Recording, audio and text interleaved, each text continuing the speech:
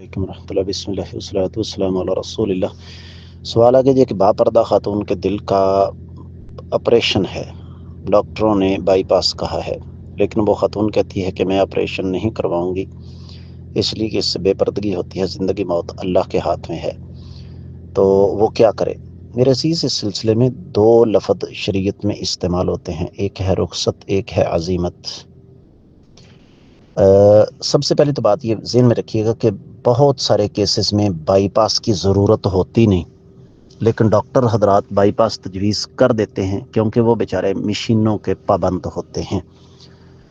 By پاس کے بغیر بھی حکمت میں اگر کوئی ماہر حکیم ہو تو دل کا علاج ہو سکتا ہے، ایسی کوئی بات نہیں۔